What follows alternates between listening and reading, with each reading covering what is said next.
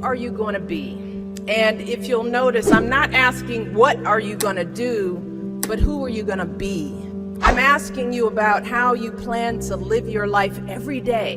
How are you going to respond when you don't get that job you had your heart set on? For all of you who are going to be teachers, what are you going to do if the students in your class next year just don't respond to your lessons? For all of you going into business, how will you react when your boss gives you a goal that feels way too high? See, these are the moments that define us. Not the day you get the promotion, not the day you win Teacher of the Year, but the times that force you to claw and scratch and fight just to get through the day. The moments when you get knocked down and you're wondering whether it's even worth it to get back up. See, those are the times when you've got to ask yourself, who am I going to be? And I want to be clear, this isn't just some vague platitude about building character.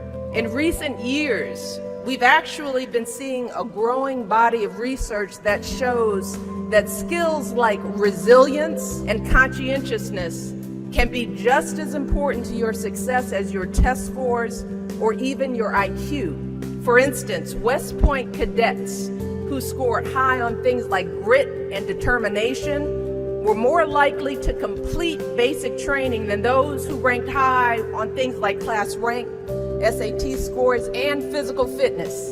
So what we're seeing is that if you're willing to dig deep, if you're willing to pick yourself up when you fall, if you're willing to work and work until your weaknesses become your strengths, then you'll develop a set of skills that you can mold and apply to any situation you encounter, any job you might have, any crisis you might confront. But you got to make that choice. And let me just share just a little secret before I end.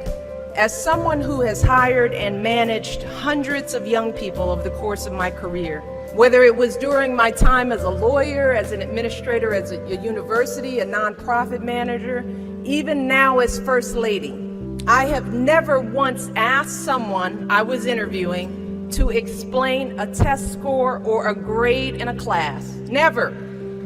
I have never once made a hire just because someone went to an Ivy League school instead of a state school. Never. What I have looked for is what kind of person you are.